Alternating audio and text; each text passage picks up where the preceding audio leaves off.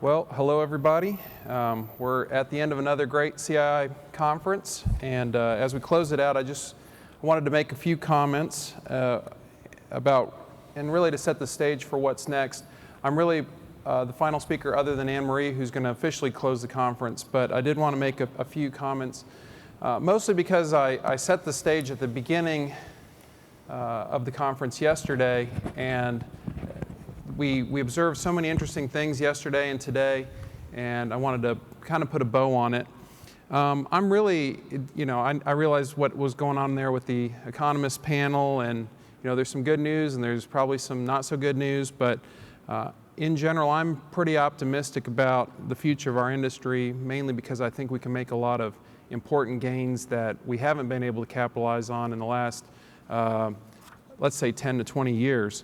And because I'm very optimistic about CII. But before I get too far ahead of myself, I really want to say that I hope you truly enjoyed the CII conference this year and got a lot out of it. I hope you found something that you can take back to your companies and to your project teams and start to drive a distinctive result. We've seen for many years that success on these projects is about getting the people organized, getting them aligned, getting them to collaborate, and get aligned for success. If there was one theme coming out of the conference this year, that's it for me, that alignment is incredibly important, and certainly we've been seeing that for many years in CII's 10-10 program. But I think in order to advance the capital projects business significantly, we have to have some bold thinking, and we've got to move past the doable or the incremental. I've got two photos here of the same plant. They were taken in 1963 and 2013, so 50 years apart. And they're taken from the air, but it seems from the air that our approach hasn't changed a whole lot in really half a century in the look and the feel of these plants.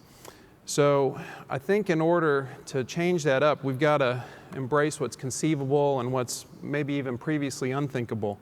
An example from CII might be, we took work-face planning. That was a doable concept. We extended that into advanced work packaging and moved it upstream into planning and design. Well, what's next? A workerless job site, maybe not in a refinery, but certainly on a highway, certainly in other applications. And that would be a pretty bold idea. I think what it really ultimately comes down to is a distinction between what's an innovation, what's a disruption, and what's rewrite. And I recently heard this.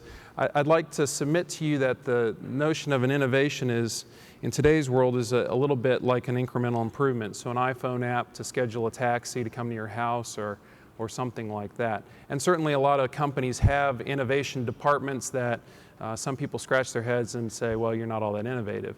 But the word disruption comes along, and that's like Uber. Uber changed the nature, it disrupted the marketplace for transportation. Well, what's rewrite? That's the automated car, and certainly it's in its infancy, but when that happens, it's going to completely rewrite how we do transportation, where we park the car, how it's charged, a number of these things. So what I want to do as we close out here is talk about some potentially 10 opportunities, really bold ideas to rewrite capital projects. As we depart from National Harbor here, I want to firmly establish in your mind the kinds of things that we want to, the kinds of transformation that CII can drive and really have on the capital projects industry going forward, especially with your help. I want to sort of get you in the space of, optimism and what it might take to rewrite our industry and set it on an even better path. So these 10 opportunities, these are some suggestions. Even if the way we rewrite it is different, I think if we aim high, we're going to still end up with a really good result, and that's the idea. So the first one is, I think we can really rewrite the industry when we get to the point that capital projects are a primary means of creating shareholder value. And companies who repurchase their stock, they do so because it's more predictable than executing a project. But the problem with that is that the upside's not all that great. I mean, it's predictable, but organic growth, when we have really a very innovative capital projects industry, can create incredible amounts of shareholder value. So I think we can do a lot better, but doing better is going to take a lot of stakeholders, and they're going to have to become strategic partners in the business imperatives. And so we think about suppliers being part of this, and certainly engineering and construction companies. Also, being part of the business means we've got to move upstream. So we're already with RT 345 extending front-end planning to move it towards capital budgeting processes. And this is something you'll see if you come to the board meeting in October, because they'll give their preliminary findings there. I think we also need to start really taking a strong look at the areas of program management and portfolio management, because these are areas where you can systemically manage change and risk. Managing change and risk are proven to be best done at the portfolio and not the project level. So these are things that CII can look at. We've done some things in this area. They're in the knowledge base. I encourage you to use that to go find it, but we can do even more. The next part is potentially rewriting front-end planning. The founder of the stage gate process 30 years ago, Dr. Robert Cooper, he was from Penn State. Today he says that the gated process doesn't work anymore, that it's incredibly expensive and slow. And the approaches that we use to currently plan the work and work the plan are 30 years old. So, the next generation of CII is about looking at what's next. And I actually heard today from some people, and they said, there's sort of the old school, this idea of stage gate, and then there's the new thinking, which includes lean. And that's a discussion that I think CII's got to really get into. One idea is the idea of the program continuum, where it's not just that you review the projects that are upcoming that you want to build in your portfolio. You review all the projects in your portfolio, even the assets that are 15, 20, 30 years old, and you review all of this on a quarterly basis. Now, this is a very owner-centric discussion, but something that certainly CII can work on to create a lot more business value. Third one is rewriting the idea of life cycle analysis. And quite frankly, life cycle analysis is an idea, but the practice of it is really in its infancy. So along with this, you have to start looking at maintenance and shutdown turnarounds. That includes the entire life cycle. Richard Tucker in the late 1990s talked about, why is it that every facility we do is planned for 50 years? The analyst projections at best go out 5 to 7 years. So anything beyond that is really very difficult to forecast. So we've already seen some aspect of this, definitely in the biotech industry, that they've gone to the concept of single-use and disposable manufacturing. And this has eliminated a third of their equipment. If you can sort of tell the conventional way of going about it and the improved one, far less equipment, and this is saving them really hundreds of millions of dollars for a lot of their facilities. And it's really all about an improved way of doing life cycle analysis. Next one, rewrite research and development. So R&D is integral to our efforts. It's kind of easy for me to say, but if we don't do this, more of our projects are going to become unsustainable economically. So the industry's got to look at a new process to do projects. In the industrial realm, it's got to look at new process chemistry. Now, the one area where you've seen this happen is in the air separations plant. So, Air Products and Praxair, and this photo is actually from Linde. Linde, they say, keep calm and optimize, and this is exactly what this segment of business has been doing, because if you compare it to the air separations plants from the 80s, the footprint is 75% smaller, the amount of equipment is significantly smaller. They've made significant advances, but they did it through effective and efficient R&D. Next one is the idea of taking a stronger look at rewriting modularization. One of the big problems you have here is the 6/10 factor, and if you don't know what that is, it's up in the upper right-hand corner. It says essentially if you double the capacity of the plant or of the vessels in the plant, the cost only goes up 52% because you're raising it to the exponent of 0.6. Now, what this causes us to design ever bigger vessels, ever bigger modules. And in a way, it's entirely backward. It's backward from the standpoint of what they do in manufacturing, which is economies of scale. And if you can do that, you can reduce the size of the modules down and you can make them much more dense. Maybe even you can get them to the size that they fit on the tabletop. And the photo I have there is, I remember the old plastic models of, before we had the 3D CAD. And I always wondered, if you put a small amount of crude oil in one end of that, could you actually put motor fuel on the other side? And I think you could. And then if you did that, well, essentially you'd eliminate shutdown and turnaround because you'd be constantly replacing modules. So we have some, now these are kind of bold ideas admittedly, but I think these are, if we're not exploring these things, then we're going to start missing the opportunity we have at CII to be a real leader in research and development. The next one is rewrite automation and robotics. And, I think we have a workforce development and a workforce shortage problem only if we think about construction as it is today. So we've got to think past that. And actually, Clark Construction, who's here in Washington, D.C., they recently built a high school. They put all the brick on this high school using this SAM bricklaying robot. And it doesn't replace the need for masons, it augments them. So they did all the brick at half the cost and half the time with half the number of masons. And the interesting part about this story was that the younger masons, the workers said, "This is fantastic. I thought construction was old school, but look, we're working with this robot." And they got really energized about it, and they encouraged their friends to come in and start working in construction. So, and even Brendan Bechtel talked about the idea that they were looking at that, exoskeletons and robotic arms. The full droid implementation, I think, is pretty far off in the future. Honda is really advancing this thing they call Osimo. It currently costs $2 million, but with technology cycles that it actually might not be too many decades from now that you could have a workerless job site with something like that. The seventh area is rewriting the actual business part of planning and executing capital projects. So finance, insurance, accounting, tax.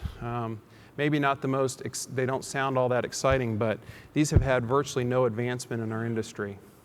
Just little bits and pieces. And that's a real shame because escalation in those costs mask the gains we've been making at CI for many, many years. So if the transactional costs go up, but we're making gains with our implementation of our best practices, we're staying the same. So we have to tackle all the different aspects of what we're doing here at CII. And even the business model for the facility itself has to change. So the diagram I have here is of the Northwest Redwater Partnership up in Alberta. It was actually featured earlier today when the virtual models group was talking. It's interesting because it was set up as a tolling facility. So they don't buy the feedstock and they don't sell the refined product. It takes synthetic crude or dilbit in one end. It has a new process technology, one of few examples, and it refines it into diesel fuel. So I think this is one of the only new refineries that I can think of that's on the radar, and it'll probably be complete in about a year. The eighth one is rewriting project controls. Again, this is another area where we're going on 30, 40, even more years old. Critical path method, earned value, these are concepts from the 50s.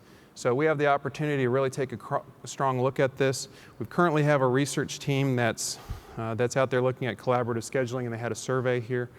But looking past critical path method, one of the main problems with some of these scheduling approaches is they don't consider the resources first. And in a resource-constrained environment, whether you're talking people or money, if you don't put those first, you're really at risk of not being able to control your projects. So at the very first CII conference that I ever attended in 2007, when I first started working at CII, Ray Levitt from Stanford, who's a professor out there, he'd been working in this area called VDT, Virtual Design Team, for about 10 or 15 years, and he presented a way to model and simulate the organization. Ultimately, this was commercialized as a software product that's currently owned by EPM called SimVision. It's one of the only places where you're going to see you put the resources in the organization first, you make sure it's fit for purpose, and then you match it to the work. That's entirely backwards from critical path. So I think we're already doing some of this. We're looking at collaborative scheduling, but the forecasting accuracy of some of this modern simulation and modeling technology is uncanny in how good it is on cost, schedule, communication, quality, a number of things.